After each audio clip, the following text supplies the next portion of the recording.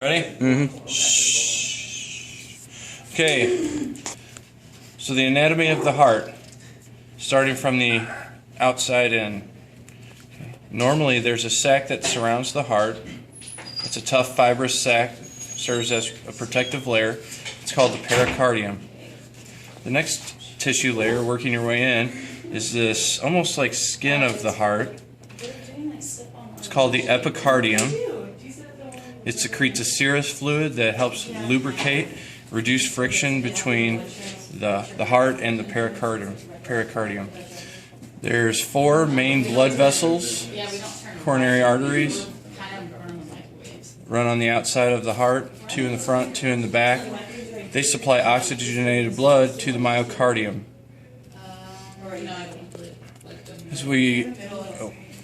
Adipose tissue, this is the fat on the outside.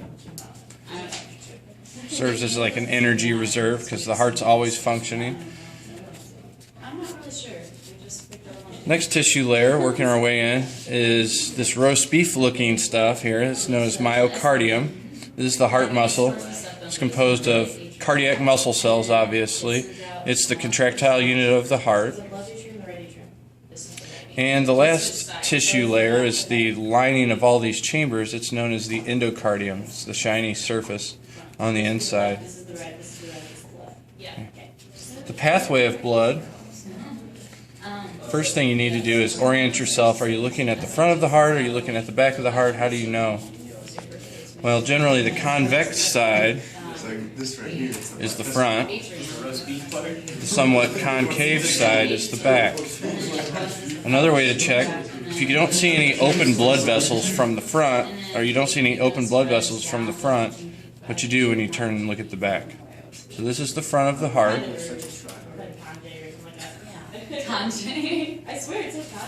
So blood comes in through the vena cavas. The superior vena cava brings deoxygenated blood down from the head or the upper extremities. The inferior vena cava brings deoxygenated blood back to the heart from below. They both enter here, they merge together. It's kind of been cut off here, but this is where the vena cavas would merge and they form the right atrium. Okay, so I'm in the right atrium right now. First open chamber. From there we pass down through our first valve. You can see this flap here. It's a one-way valve. Okay, the tricuspid valve.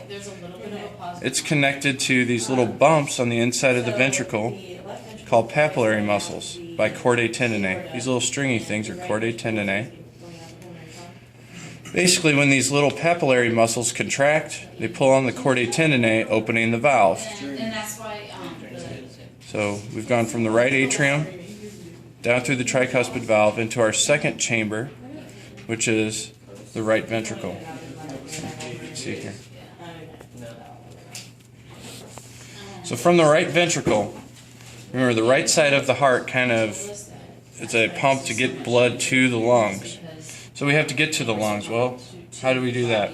If you're looking at the front of the heart, the large blood vessel that you can see first in the front, that's the pulmonary trunk. If I can get the probe down there. So down in the right ventricle, you can see the probe. So the probe runs from the right ventricle. It passes up through our second valve, which is the pulmonary semilunar, which can't be seen. It's up in there. And into the pulmonary trunk. Okay, so we're on our way to the lungs now. This pulmonary trunk diverges and branches and goes to both lungs.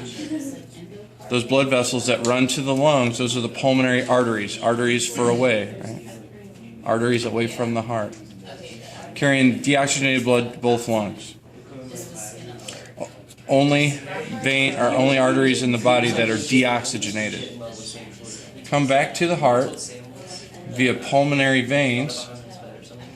The pulmonary veins come from both lungs and they attach. There we go.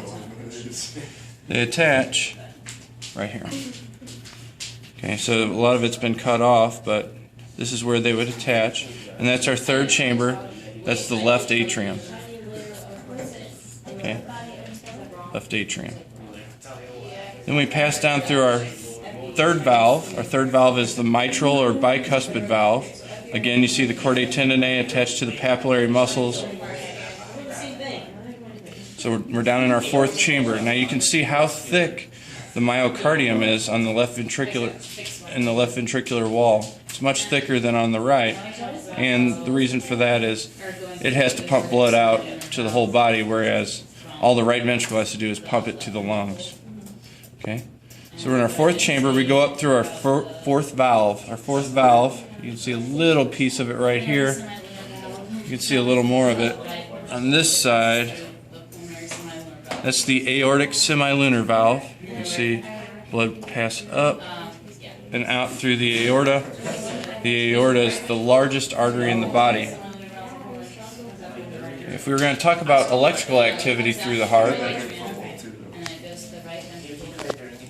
there's two pacemakers. The first pacemaker is known as the SA node, or the sinoatrial node. It's located up here in the right atrium.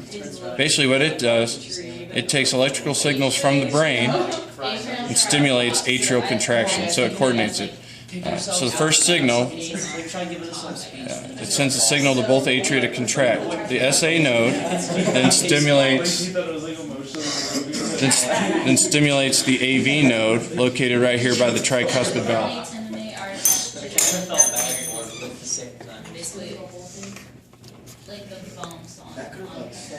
Okay, so the AV node is right here by the tricuspid valve.